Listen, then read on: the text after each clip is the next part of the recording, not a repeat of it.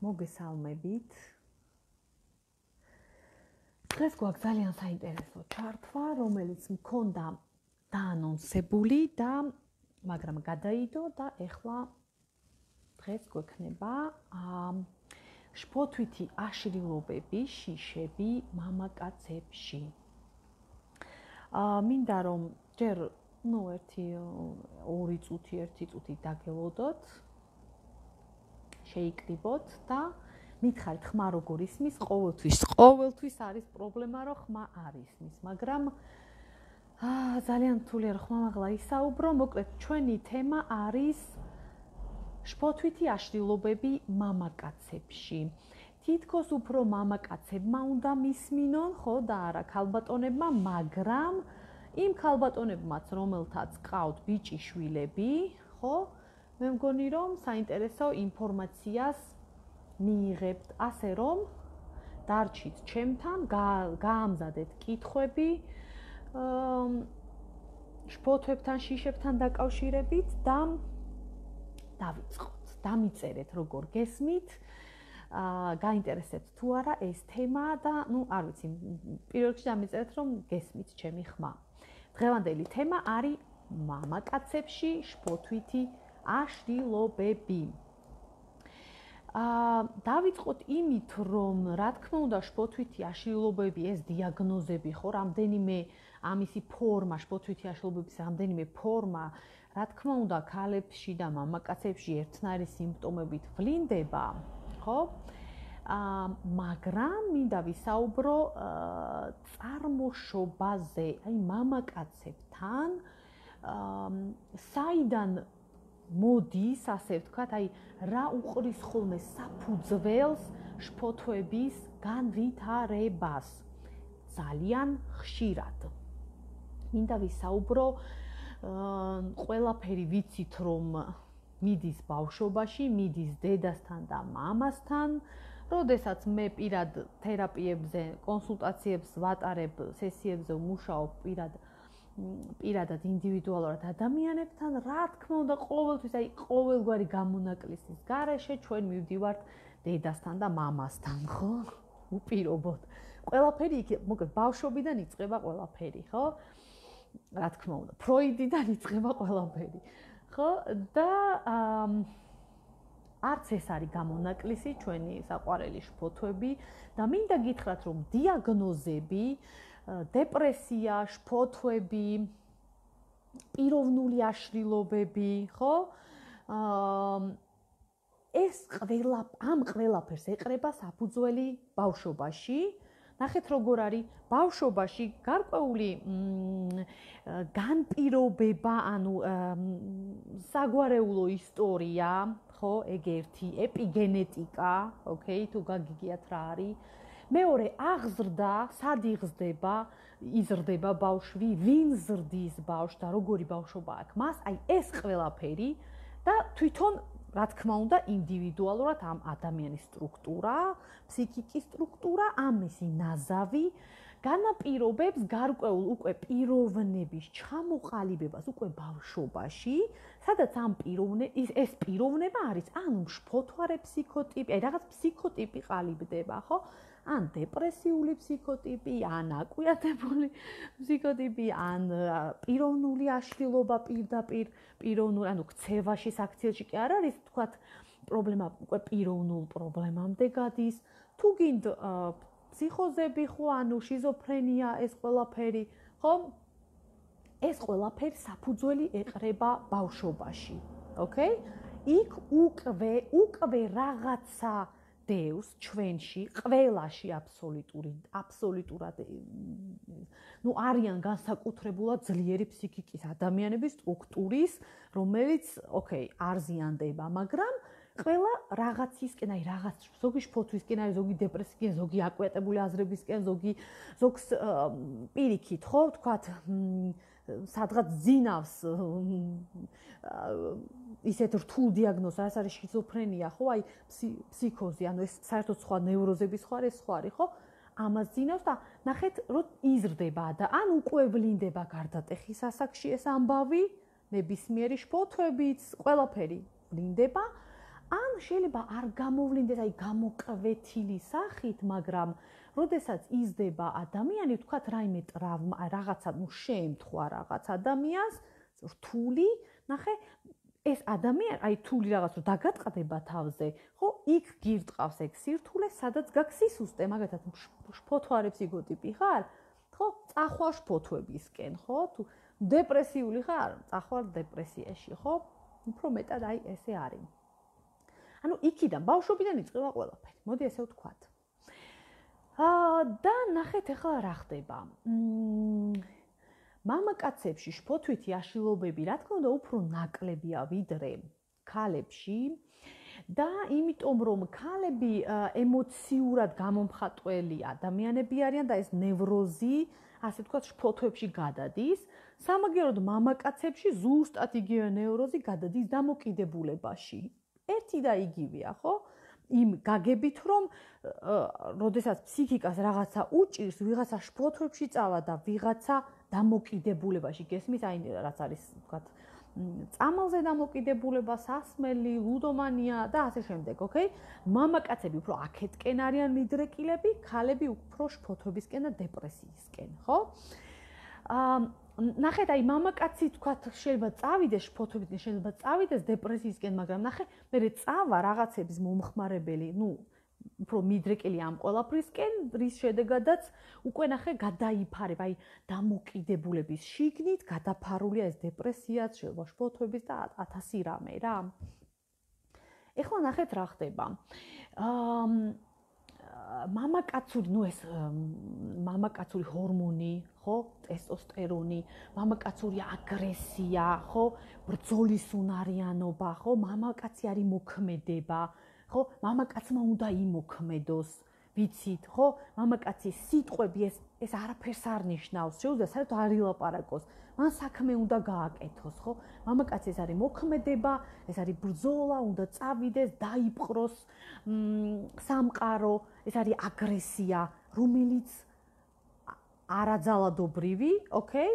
პირიქით, კარგი კუთხით, აგრესია, ეს არის მიღწევის, მიზნების მიღწევის, შესრულების და ასე შემდეგ, ხო? ეს აგრესია სწორი განვითარებით მამაკაცს ძალიან ბევრი აქვს და სჭირდება. ოკეი? მაგრამ ნახეთ რა ხდება, ეს აგრესიულობა არის, რომ აი გავიდე, ჩემი თავი დავიცვა, აგრესია თუ არ გაქვთ მეგობრებო, თავს ვერ დაიცავთ, აი გამორიცხულია ეგ ამბავი. თავი რომ დაიცვა, უნდა გქონდეს აგრესია, აგრესიის გარკვეული დონე. მოხოთ არ იგულისხმოთ ეს აგრესია, ძალადობა და ასე შემდეგ. არა, ეს საერთოდ სხვა მიმართულებაა, ოკეი? ამიტომ ნახეთ, ეს აგრესია ერთია, ბრძოლა, წინ წასვლა და მეორეა შიში, ნახეთ, შიში, რომელიც არის შემაკავებელი აგრესიის. ანუ ნახეთ, მამაკაცს აქვს აგრესია და უყურეთ, რომ აი თავისი გაიტანოს, გააკეთოს და ამას უპირისპირდება შიში, რომ არა, ვთქვათ, რაღაცა შიში ამას აჩერებს. მამაკაცურ აი ამ ბუნებას უპირისპირდება შიში. და ნახეთ, ეს ძალიან დიდი კონფლიქტია მამაკაცთან მიმართებაში, ხო? რის შედეგადაც ძალიან ხშირად შეიძლება ეს მივიდეს ძალიან ბევრ დაავადებებთან. აი მაგალითად, ხო, მამაკაცი მუშაობს სამსახურში, რომელსაც ვერ იტანს, ანუ ვერ იტანს არ არის უბრალოდ რომ არ მომწონს სამსახური. აი იქ უწევს ისეთი საქმის გაკეთება, სადაც მისი მამაკაცური თავმოყვარეობა ილახება, ხო არ ვიცი, მისი უფროსი ავალებს ისეთ რაღაცას, რაც მისთვის აბსოლუტურად მიუღებელია, ან უწევს რაღაცებზე დათანხმება, რაც მის თავმოყვარეობას ანადგურებს, მაგრამ შიში იმისა, რომ სამსახურს დაკარგავს და ფული აღარ ექნება და განთავისუფლებენ, ძლიერია, თქვათ რა, ეს ერთ-ერთი მაგალითი, ხო? და აი ამ ჭიდილში ნევროზდება ადამიანი, ასე რომ ვთქვათ რა. და ესეთი დილემები ძალიან ბევრია მამაკაცის ცხოვრებაში. მაგალითად ის, რომ პატარა ბიჭები, ხო, რასაკეთებენ, სულ ერთმანეთთან ჩხუბობენ, ცემენ, ერთმანეთს ურტყავენ, ხო, რასაკეთებენ მოზარდები, ჭიდაობენ, ცემენ ერთმანეთს. მიდის ცემა ტყება, ხო? და ეს მამაკაცური ენერგია, რატო ქალები არ ჭიდაობენ ერთმანეთში? კაცები, ხო, რომელსაც აი სკოლის დერეფანი, ხო, თუ გახსოვთ, ეხა ბავშვი ყველა ყოფილვართ, ბიჭები გავარდებიან გარეთ, ერთმანეთს ზედახურა ხდება, ერთმანეთს რა ვიცი, ცემენ, ჭიდაობენ, ზმაკაცებიც ერთმანეთში, მტრები ერთმანეთში. ეს მათი ენერგია, რომელსაც დაიხარჯოს. მაგრამ ნახე, უცებ მოდის შიში შემაკავებელი, რომ მამაკაც ეშინია, რომ დაარტყავენ, ხვდებით? აი, ეშინია ამ სტრესის, რაც ქალისთვის ძალიან დამახასიათებელია. ქალს დამახასიათებელია, რომ ეშინია, აი ბავშვობაში თქვათ, რომ აი ჩხუბში არ ჩაებმები, იმიტომ ქალს, ხო? იმიტომ რომ გეშინია რომ დაგარტყმეთ, რომ ეს სტრესია, ტკივილი როგორ აიტანო და ასე შემდეგ და რა თქმა უნდა, ამ ყველაფერს შენი ცხოვრება ეს არ არის ქალის ცხოვრება. მაგრამ მამაკაცის ცხოვრება ეს არ არის სტრეს, აი ესეთ სტრესებს ის უძლებს. მამაკაცს შეუძლია ეს სტრესი გაუძლოს. შეუძლია საერთოდ ტკივილი არ იგრძნოს, შეუძლია გარისკოს, ხო, იყოს ნაცემი, რა ვიცი, ერთმანეთს ცემენ, ხო? პატარა ბიჭები, ოკეი? მაგრამ თუ აქ შემოდის შიში, უყურეთ, მამაკაცი უკან იხევს, ბიჭი, პატარა ბიჭი უკან იხევს, ვეხარ ჩხუბობს და უკვე ნახეთ, იწყება აი ეს ჭიდილი მასში, ერთის მხრივ რომ შეურაცხყოფას იღებს, მეორეს მხრივ რომ მას არ უნდა აი ეს, თქვათ, შიში, შემაკავებელი შიში, რომელიც აი არ უნდა დაიზიანოს თავი, არ უნდა ეტკინოს, ხო? და წინ იხედება, აი უფრო აზროვნებს, ხო? და წინ იხედება, რომ აი რა მოყვება ამ შიშს და არ მინდა, ხო? აი დაუფიქრებლად არ შედის ამ ბრძოლებში, ხო? არიან ესეთი ტიპის ბავშვები, ბიჭები, ოკეი? ეხლა ნახეთ რა ხდება. აი საიდან მოდის ეს შიში? აი ძალიან მნიშვნელოვანი, რაზეც მინდა რომ დღეს გესაუბროთ, ზუსტად ეს არის, რომ აი აბა რას ფიქრობთ რა, მოდი კომუნიკაციაზე გამოდით. ეხლა დამიწერეთ როგორ გესმით და მამაკაცები თუ მისმენენ განსაკუთრებით. აი როგორ ფიქრობთ, აი საიდან შეიძლება მოდიოდეს ბავშვობიდან შიში, რომელიც მამაკაცურ ენერგიას ზალას აჩერებს. ხდება ძალიან აი მნიშვნელოვანი გავლენა ახდენს მამაკაცურ ცხოვრებაზე. ის თუ როგორი თავის ენერგიას როგორ გამოავლენს მამაკაცი, ხო? მინიშნებას მოგცემთ, რომ ეს დედას და მამას უკავშირდება. და დამიწერეთ, აი რას ფიქრობთ. სანამ თქვენი კომენტარები გამოჩნდება, დავიწყებ იმით, რომ ორივეს უკავშირდება, დედასაც და მამასაც და შევეხები პირველ რიგში მამის თემას. და ნახეთ, კი ეს ჩემი ლაივი ახლა მამაკაცებისთვის არის. მაგრამ ქალებისთვისაც არის, იმიტომ რომ ყველა ქალს თავისი მამა ყავს და ქმარი ყავს და მათ შვილები ყავთ და მნიშვნელოვანი იქნება, რომ დააკვირდეთ, მეგობრებო, დააკვირდეთ თქვენი ქმრის, მეუღლის, თქვენი ბიჭიშვილის ურთიერთობას, იმიტომ რომ ძალიან ბევრ რაღაცას შეიძლება იქ ბევრი რამ აღმოაჩინოთ, ხო? და ნახეთ რა ხდება. თუ კი მამა არის დომინანტი, ძლიერი კაცის ფსიქოტიპი, დომინანტი ოჯახში, ხო? შეიძლება მკაცრიც, შეიძლება მოძალადეც, მაგრამ შეიძლება მოძალადე არ იყოს.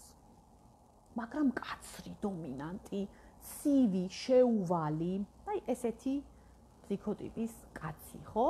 რომელიც მართავს ოჯახს, თავის რაღაცა თემს, ასე ვთქვათ, და აი ძლიერი კაცია რა, ზის ტახტზე, ასე ვთქვათ, ხო? და ნახეთ ახლა რა ხდება, ჩდება ბიჭი, შვილი. ეს ბიჭიშვილი რო ჩდება, ესეთი მამა, ხო, ესეთი აი ტახტზე მეფე, ასე ვთქვათ. თუ თავის შვილს, ვაჟს, ხო, რომელიც გაუჩნდება, უპირისპირდება მას და ძალიან ცივი მამა არის, ცივი და მკაცრი, შეუვალი მამა, რომელიც მკაცრად ექცევა თავის ბიჭ-შვილს და ნახე აშინებს მას. შიშს თესავს თავის ბიჭ-შვილში, ზოგი ხო ეს ეზდის ბიჭებს, ხო, რომ აი, ხო მკაცრად უნდა გავზარდო, ისე უნდა გავზარდო, ხო, შეხედულება. და ზედმეტი სიმკაცრე მოდის და ნახე ბავშვს ეშინია მამის ბიჭს. ეხლა ნახეთ რა ხდება. ისევ ფროიდი, ისევ ოიდიპოსის ამბებია, რა თქმა უნდა, ხო? ეს ჩვენი ბიჭი შვილი რო ნელ-ნელა იზრდება, რა თქმა უნდა, ნახეთ, ბუნებრივი მოცემულობა არის, რომ ეს ბიჭი შვილი რო ჩდება, ხო, უნდა გაიზარდოს და თვითონ უნდა გახდეს მეფე, არ ვიცი, თვითონ უნდა დაჯდეს ტახტზე და ჩამოაგდოს ეს мама. მე ხაი ხატოვნად ვიწახი რა, მაგრამ ნახე, აი ამ რო განაგებს თავარი უფროსი კაცი, ხო, ყველაფერს დომინანტი, მამრი, ასე ვთქვათ. ეს უნდა იქნას ჩამოგდებული და უფლისწული უნდა ავიდეს ტახტზე, ასე ვთქვათ. ხატოვნად ვამბობ, მაგრამ ეს რას ნიშნავს, ნახეთ, თუ არ თმობს мама პოზიციებს შვილთან, თუ ის мама მკაცრია და ბრძანებლობს თავის შვილს და აშინებს და რა თქმა უნდა შეაშინებს, იმიტომ რომ ის ბავშვია და ეს დასრული კაცია, ხო? ყველა ვარიანტში თქვენ შვილს მოერევით, ხვდებით რაღაც ეტაპზე, რაღაც ასაკში, ხო? შეიძლება არ იყოს განსაკუთრებულად, თქვათ, მკაცრი, ესეთი ძალადობრივი, აი, შეიძლება კარგი კაციც იყოს ძალიან, მაგრამ მკაცრია, აი, პრინციპულია, ხვდები? არ არის მზრუნველი, თბილი, მიმღებელი თავის ბიჭ-შვილთან, ხვდები? აი, ესეთი კი არ არის გამგები, მეგობრული, ხო? არამედ არის მაინც აი ეს სიცივე და აი ეს დისტანცია, ასე ვთქვათ, და შიშის ფაქტორი, ოკეი? და უცხოობა. აი, უცხოა мама, ხვდები? ვიღაცა არის, და თან საშიში ტიპი, ძლიერი ტიპი, თან, ხო? და ამ პოზიციებს არ უთმობს мама თავის შვილს და აშინებს მას, იმიტომ რომ ფიქრობს, რომ ესე უმჯობესია. საბოლოოდ ის ხდება, რომ ამ ბავშვი ბიჭ შვილში შიში, აი, აქედან ისადგურებს შიში. ოკეი, იმიტომ რომ ის ვერ შეებრძოლა ამ კაცს, ხო? რომელიც მასე ძლიერია, მასე დიდია და ძლიერია და აი გარდატეხის ასაკში აქვთ ხოლმე რომ აი ეჭიდავებიან მე მამამის და შეიძლება მამამისმა დაარტყას კიდევაც ან რაღაც შეაშინოს და რაღაცა მე შეიძლება რაღაცა გაუბედოს ბიჭმაც, ხო, თქვათ ვაჟიშვილმა ან რაღაცა, მაგრამ ნახეთ შეიძლება ხდება ისე რომ ეს ბიჭი გადალახავს ამას, თქო ესეთ მამასთან ურთიერთობას გადალახავს, თქო ეს რა შემთხვევაში ხდება, იცი რომ აი უნდა წავიდეს სახლიდან ძალიან მალე და აი სხვაგან უნდა ეძებოს, ასე ვთქვათ, თავისი თავი და გაძლიერდეს, ხვდები? აი ძალიან დომინანტური, მოხერხებული ბიჭი უნდა იყოს, აი ძლიერი სტრუქტურით. სხვა შემთხვევაში, ხო, ბიჭ-შვილებს ემართებათ ის, რომ მათში ითესება უბრალოდ შიში, რომ ვიღაცას ვერასდროს ვერ ვაჯობე და ეს ვიღაც არის мама, რომელიც ძლიერი კაცია და ის ყოველთვის ჩემზე ძლიერია, ნახე? აი მამაკაცში ეს როგორი მომენტია, იცი რომ აი ვიღაცა კაცი ჩემზე ყოველთვის ძლიერი და ესე იგი მე სუსტი ვარ, ანუ იდება ის ასე ვთქვათ, კოდი, რომ ეს შეხარ სუსტი სადღაც ყოველთვის და შიში, რომელიც თქვათ შენმა მამამ ჩაგიდო, ასე ვთქვათ, შენს ფსიქიკაში და გონებაში, ხო? ამიტომ ესეთი ბიჭი-შვილები ძალიან დიდი, აი ნახეთ, შფოთვითი აშლობის მამაკაცებმა, ეხლა თუ კი მისმენთ 80% რომ გამოვიკვლიოთ მათი დედები და მამები, აი ზუსტად ასეთ მამას გადავაწყდებით. აი 80% შფოთვები ვისაც აქ ბიჭებს, ხო, ყავდათ დომინანტი, ძლიერი мама. ვისაც ვერაჯობეს, ვინც მათთან კონკურენციაში შედიოდა, ვინც მათ არ უთმობდა, мама არ უთმობდა შვილს და შიში იყო მასში, ანუ შიშს თესავდა, ასე ვთქვათ რა. და ვერ დაამარცხა мама. რომელიც ძალიან მნიშვნელოვანია ეს, რომ ნახეთ როგორ არის ბავშვები, მოზარდები, ხო, თავის მოზარდობის ასაკში რასაკეთებენ, ხო, აი დედას და მამას უწყებენ ბრძოლას, ხო? და იქ იმკვიდრებენ თავს, მე თავი გააქვთ, ნახე? თუ ძალიან მკაცრები არიან მშობლები და ბავშვს ვერაფერი ვერ გააქვს, ხო? ბავშვი ითესება, ანუ ის ძალიან უკან იხევს და ხდება უკან დახეული, ასე ვთქვათ, დაკომპლექსებული, ვერ გამოაქვს წინ თავი, ხო? თუ რა თქმა უნდა, თუ ყველაფერი გააქვს, ხო, ეს არის თამამი და გათამამბულ და ეს საერთოდ უფრო უარესი ვარიანტია, ხო? ანუ იდეა ისაა, რომ თავის პირველ გამარჯვებებს დედასთან და მამასთან აკეთებენ შვილები. შვილი თუ მოგერია, ამაში ეს არ არის ცუდი, ხო? ის რომ შვილს თავისი გააქვს გარდატეხის ასაკში, ეს უმჯობესია, ვიდრე შენ რომ გაგაგშენი და შენ შვილს რომ შეგიძლია რომ გადატეხო და რაც გინდა ის გააკეთებინო. იცით რატომ? იმიტომ რომ ეს ბრძოლის უნარიანობაზე მეტყველებს და პირველი გავარჯიშება სწორედ მშობლებთან აკეთებენ ამ გავარჯიშებას. მშობელთან ამოიდგავს ენას, იმას შეეწინააღმდეგება და მე გარეთაც შეეძლება ეს თავის დაცვა, ხო? პირველი მშობლებთან უნდა დაიცვას თავი და მე გარეთ უნდა დაიცვას თავი, ხო? მოზარდმა, რა თქმა უნდა ეს ადეკვატურ ფორმებში, ხო?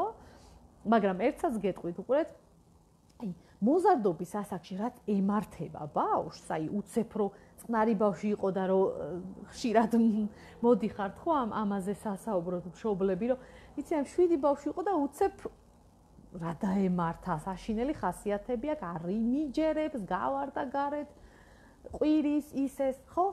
ნახეთ, რაც ემართება მოზარდობის ასაკში ბავშვს, მოზარდს უკვე იცოდეთ, რომ რაც პატარა ასაკში 5 წლამდე, 7 წლამდე იქ მოხდა და ჩაითესა და შეცდომები დაიშვა, ის ყველაფერი იჩენს თავს მოზარდობის ასაკში. რომ ჰაერიდან, ესე უბრალოდ ბავშვი არ ხდება, მოზარდი არ ხდება საშინელი ხასიათების. ის რაც ჩაიდო პატარა ასაკში, რა შეცდომებიც დაიშვა, რა ტრავმებიც მან მიიღო, ხო? მერე ისეთი პერიოდია, ლატენტური პერიოდი, მერე სუბუქი დამჯერი პერიოდია, რაღაც ასაკი, სანამ მოვა მოზარდობა, ხო? 14-13, ხო? და ზუსტად იქ იჩენს ყველაფერი, თავს უკვე ბავშვი თვალებს რო გაახერს და მოზარდი ხდება. ასე რომ და ის პატარა ასაკი, უმნიშვნელოვანესი ასაკი, რომელსაც ძალიან ყურადღება უნდა დაბადებიდან პირველი 1 წელი, იცოდეთ, უსაფრთხოება მან ყალიბდება. რამდენად იგრძნობს ბავშვი რო უსაფრთხოების დონეს, რამდენად მიენდობა სამყაროს.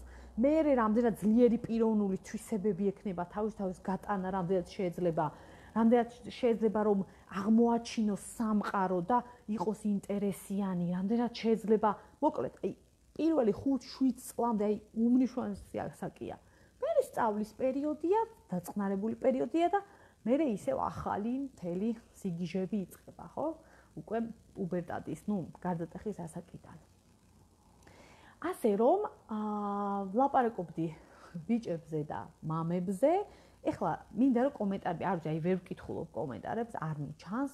მინდა რომ დამიწეროთ, რას ფიქრობთ. კითხვები ხო არ გაქვთ და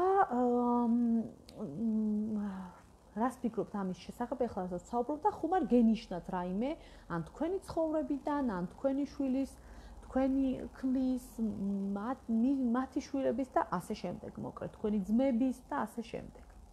ესე იგი, პატარა რეზიუმე, შფოთვითი აშლილობები მამაკაცებში, დიდი და როდესაც ვიკვლევთ ამ მამაკაცის ცხოვრებას, მივადგებით, რომ მას ამ მამაკაცს ყავდა მამა, რომელიც სულად შეიძლება არ იყო არც მოზალადე, ძალიან კარგი კაცი იყო, მაგრამ იყო დომინანტი ტიპი.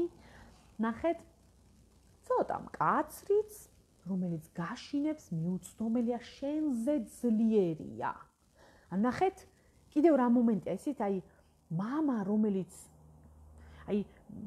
ძლიერია, ბევრ საქმეს აკეთებს. საქმის გამკეთებელი კაცია, ყველაფერი გამოდის, სახელი კარგი აქვს საზოგადოებაში, საქმეები კარგი, მამა, რომელიც წარმატებული მამა, ასე ვთქვათ, ხო, თავის სივრცეში. და შენ მასზე ნაკლები ხარ, ის მიუწვდომელია, ის შენზე მეტია, ხო? ეს ყოველთვის იწვევს ბავშვი ძალიან რთულ პროცესებს, ხვდებით, იმიტომ უნდა გადააჭარო. ყოველთვის არის საუკეთესო, რომ შვილი აუცილებლად უნდა ჯობდეს დედასაც და მამასაც, ხო? ეს ვიცით ჩვენ, ხო? რომ შვილი უნდა ჯობდეს დედას და მამას ყველაფრით. წინა თაობა უნდა ჯობდეს შენ. ხვდებით რაშია საქმე, ეს არის იდეალური ვარიანტი. მამა არ უნდა ჯობდეს შვილს, დედა არ უნდა ჯობდეს შვილს და ძალიან ბევრ დედას, ძალიან ბევრ მამას ეშლებათ ეს. იცით? დედებს ეს ეშლებათ. და რა ეშლებათ? ნახეთ, თავის შვილებს ეჯიბრებიან. თვითონ უფრო მეტი იცის, თვითონ უფრო ჭკვიანია, ჭკუა დაგარიგოს, უკვე გაზრდილ შვილებთან. თვითონ აბა გამოცდილია, თვითონ ყველაფერი. არა, მეგობრებო, პირიქით, ის უნდა გიხარდეს, რომ შენმა შვილმა შენზე მეტი იცის. ხო? შენ პირიქით უკან უნდა დაიხიო მასთან ურთიერთობაში და აგრძნობინო, რომ მან იცის მეტი. ის შენზე ჭკვია, იმიტომ რომ ახალი თაობა. ყველა ახალმა თაობამ მეტი, ანუ ყველაფერი იცის ის, რაც ყოფილა, ხო, ის უკვე წინა თაობა არის, იმიტომ რომ მაინც შენზე მეტი იცის, ამიტომ ნუ გააკეთებთ მათ შეკავებას, ასე ვთქვათ. საინტერესოა, რა ტრავმა უნდა გაიაროს ადამიანმა ბავშვობიდან ასეთი, რომ მოძალადე და მკვლელად ჩამოყალიბდეს პიროვნება.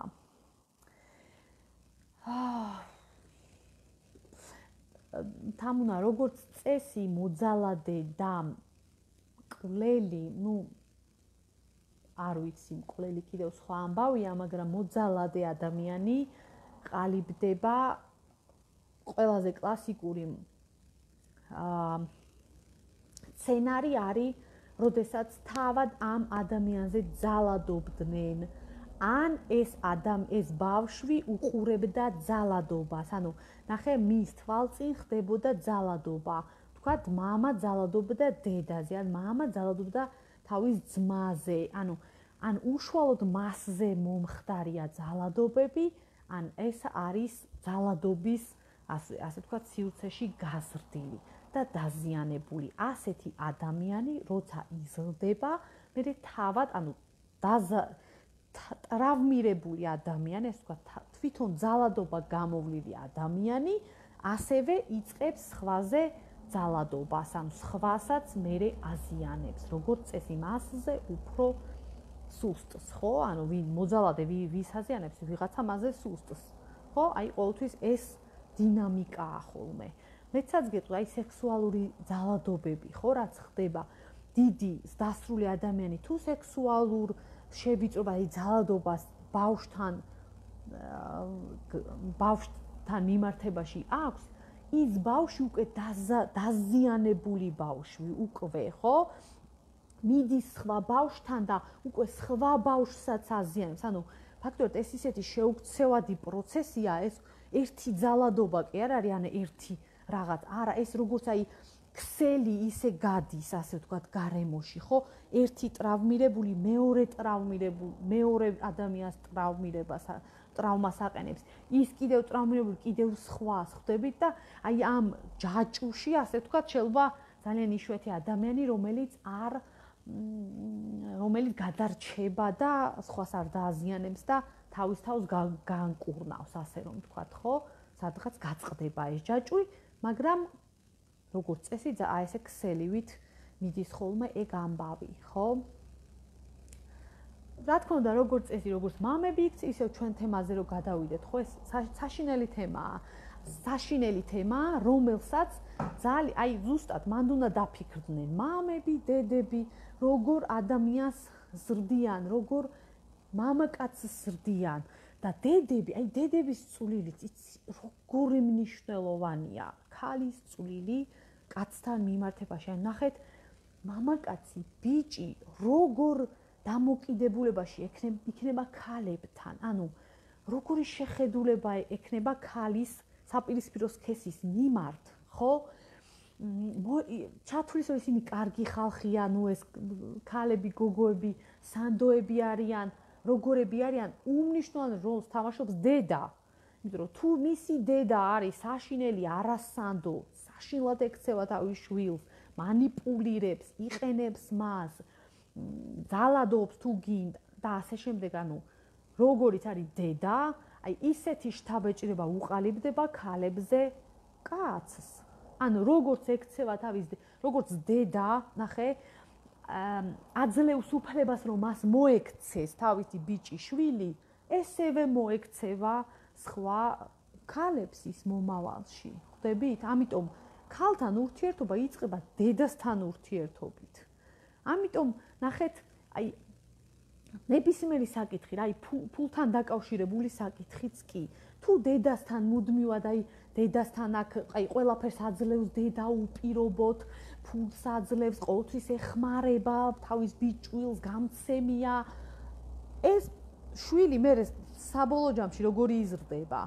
ამასვე ითხოვს ცოლისგან. რაც არც ისე სასიამოვნო არ არის ხოლმე დამერწმუნებით, ხო? და ეხლა ჩვენ თემას რო დაუბრუნდეთ, დამიწერეთ კიდევ კითხვები თუ გაქვთ. ერთი ფაქტორი, ეს არის მამის ფაქტორი, დომინანტი, ძლიერი მამრი, როცა არის მამა და შვილი ვერ ახერხებს რომ მას ძლიოს. ამ შემთხვევაში მას აი ეს შიში, შემაკავებელი შიში უფრო მეტი აქვს, ვიდრე ტესტოსტერონი, ვიდრე აი ეს აგრესია, მამაკაცური აგრესია, ბრძოლის მოქმედების უფრო მეტი აქვს შიში, ამიტომ ეს შიში მას ეფარება, ასე ვთქვათ და არ აძლევს რაღაცების გაკეთების საშუალებას, ოკეი? კიდევ როგორი სცენარი ხდება ხოლმე, იცით, რომ აი ბიჭი, რომელიც აი თავზე ხელაღებული, არ ვიცი, საშინ, ანუ ასე ვთქვათ, მოზარდობის პატარა ასაკის, 18-20 წლის, 17-ის, 16-ის, ხო? ვთქვათ, ცხოვრობს როგორ აი ბიჭებთან დადის, ჩხუბობს, რაღაცა ერთობას, ვავს, ეწევა, ანუ აი ძალიან ესეთი ცხოვრებით ცხოვრობს, ხო? მოკლედ, ხო? აი რაღაცა ბრუტალური, რაღაცა მამაკაცური გავარდება, ქუჩაში დადის, ის, მოკლედ. ესეთი ცხოვრებით ცხოვრობს, ხო? და ესეთი მამაკაცი აი რაღაც მომენტში სამყარო, ცივილიზაცია, რა ვიცი, თვითონ თავისი შეიძლება რაღაცა შეუყვარდეს, რაღაცა და აი რა სამყარომ შეიძლება მოთხოვოს ის, რომ აი მაგ ცხოვრებაზე უარი უნდა თქვას და ნახეთ, აი რაღაცაზე უარის თქმა, აი ესე პირდაპირ შეიძლება ვერ შეძლოს ადამიანმა, აი გაუცნობიერებელ დონეზე იყოს და ნახეთ რაღაცა ძალა, აი შიში, მაგათი ნევროზი სკალიბდება, კონფლიქტი, ნახეთ, აი ერთის მხრივ ხო უნდა რომ წავიდეს, გავარდეს, რაღაც თავისუფალი ბრჭყალებში ცხოვრებით იცხოვროს და მეორის მხრივ რაღაცა სხვა უნდა. ხო, აი და აი შემოდის შიში, რომ ამ სხვას ვერ მიიღებს, თუ აი ამას არ დათრგუნავს, ხვდებით? და იწყება ამ რაღაცის დათრგუნვა შიშის საფუძველზე, ოღონდ, ხვდებით?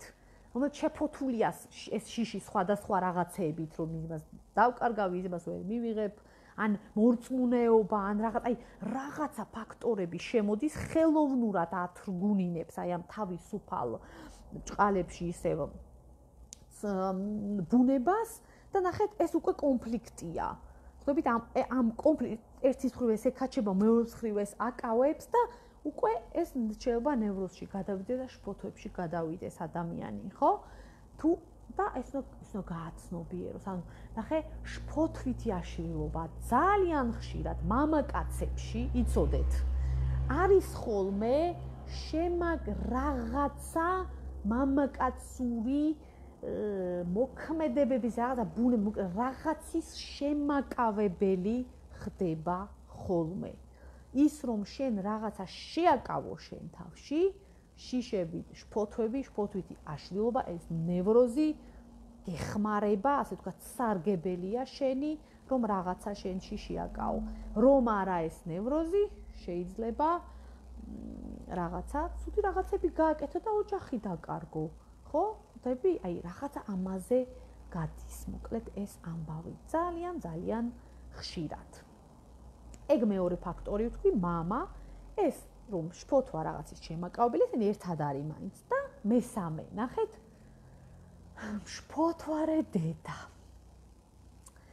თვითონ შფოთვარე, აი, შიშარა, ხო, იცით, აი, ეს გააკეთე, ეს გაისინჯე, ეს შფოთვარე დედა, იცოდეთ, რომ ზრდის შფოთვარე შვილებს. ზედმეტად შფოთვარე ფორიაკა და მზრუნველი, აი ესეთი მზრუნველი დედები, იცოდეთ, რომ თქვენ შვილებში თესავთ იგივეს.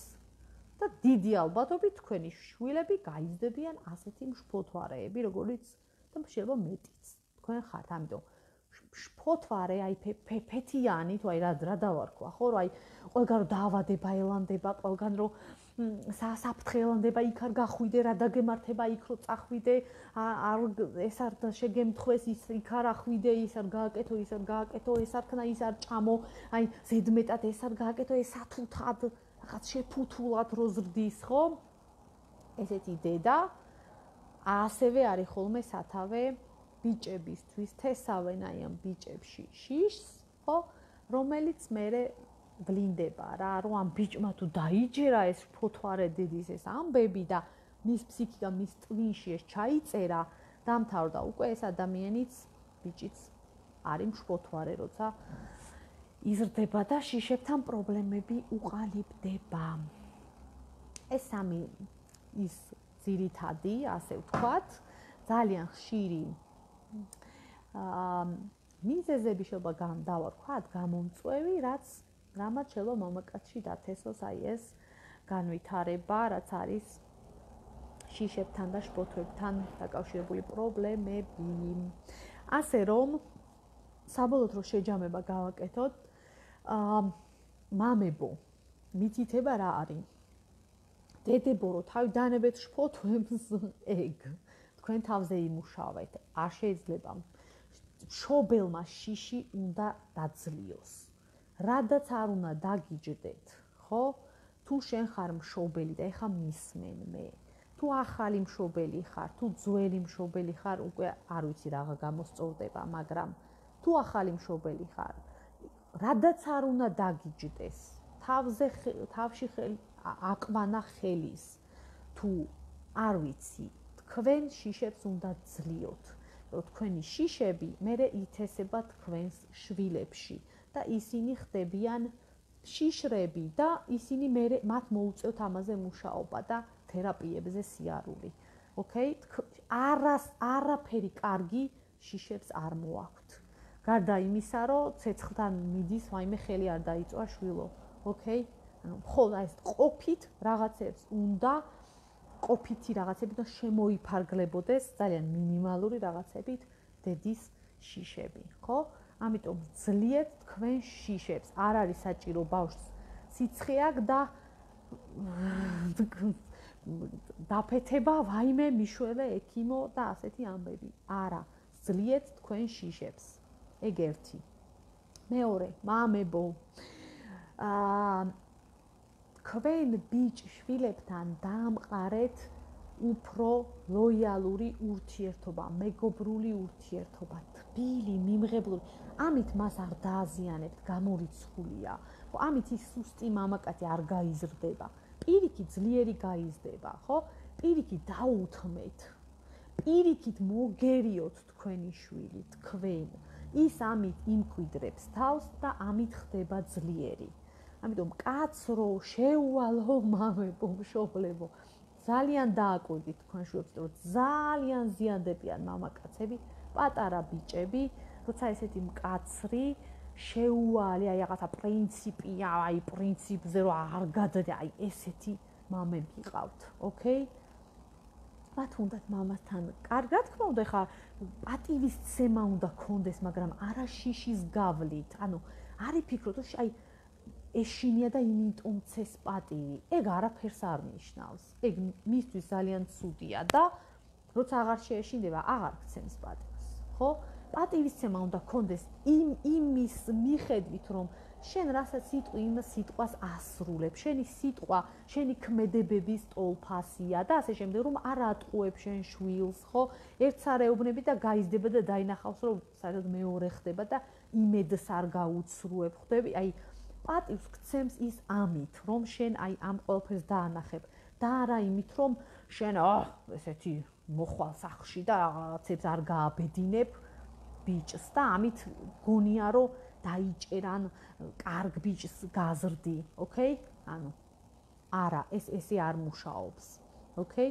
ამიტომ პირიქით გადალახეთ, ეგ თქვენი შინაგანი შეხედულება, რაც არის და მეგობრულად მივდეთ, არაფერი არ დაგიშავდებათ. არანაირ შეურაცხყოფას თქვენი შვილი არ მოგაყენებ თუ ესე მიუდგებით მათ. ოკეი? იცი რა, შობელი რო ხდები, ეს უკვე უპირობო პასუხისმგებლობა დედისთვისაც და მამისთვისაც. უპირობოდ ხართ პასუხისმგებელიო შვილზე იზრუნოთ. იქ ეს აღარ არის, რომ უცი რა მე არ გეგმავდი ამას, მე ხა ცუდად ვარ, მე ხლა ის არა მაქვს. არა, შენ უპირობოდ ხარ პასუხისმგებელი, რომ შვილს მიცე შენ უკეთესი გახდე. შვილისთვის, იმიტომ რომ შენ ის გააჩინე, დამთავრდა. პასუხისმგებლობა შვილს არ აქვს. მშობელს აქვს პასუხისმგებლობა. და თქვენ წარმოიდგინეთ, რომ აი შვილები რომ გაიზრდებიან, ზუსტად ისე მოგექცევიან, თქვენ უკვე სიბერეში მშობლებს, როგორც თქვენ ექცეოდით მათ პატარებს. ასე რომ იფრთხილეთ ძალიან ბავშვებთან ურთიერთობის დროს. რომ ბავშვები ყველაფერს იმახსოვრებენ, ისინი ხედავენ, ხო? როგორ მოიქეცით 3 წლის რო იყო, 4 წლის, 5 წლის, მათ ისინი გრძნობენ და ხედავენ, ვინ ხარ სინამდვილეში. მე როგორც არ უნდა მოაჩვენოთ თავი, ოკეი? და მე იმედგაცრუება აქვს მშობლების მიმართ, რაც უკვე უპატივცემულობაში გადადის. მოკლედ, ზედმეტი ჭკუის დარიგება გამომივიდა, მაგრამ ეს ის თემები არასაც ყოველდღიური შეხება მიწერს, ჩემო კარგებო და ჩემთან მოდიან შვილები, ხო? 40 წლის, 60 წლის თუ 30 წლის, 35 წლის შვილები მოდიან, ანუ შვილის პოზიციიდან, ხო? რომელსაც პრობლემები თავის დედებთან და მამებთან ჰქონდათ, ხო? და ბებიებთან და ბაბუებთან. ხო?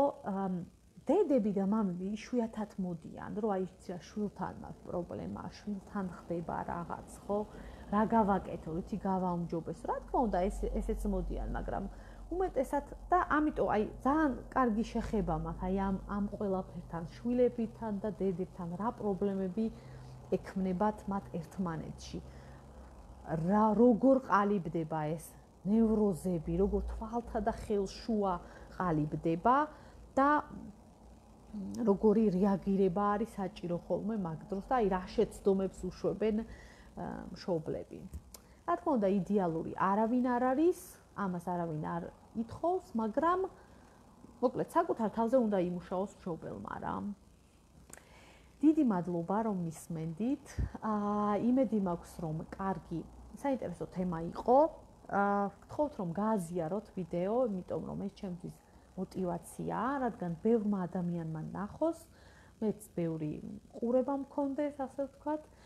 დამიწერეთ კომენტარი, დამიწერეთ რამდენად მოგეწონათ ეს თემა და რამდენად რა თემას ისურვებთ, საერთოდ შეგიძლიათ თემები შემოვთავაზოთ, მომწეროთ პირადში, ხო? კითხვები. გააზიარეთ ვიდეო, ვინც მისმენს ნახევარს მოწონებული არ აქვს ჩემი გვერდი, ამიტომ მოიწონეთ ჩემი გვერდი და ისე მიყურეთ ხოლმე და მისმინეთ. დიდი მადლობა და დროებით.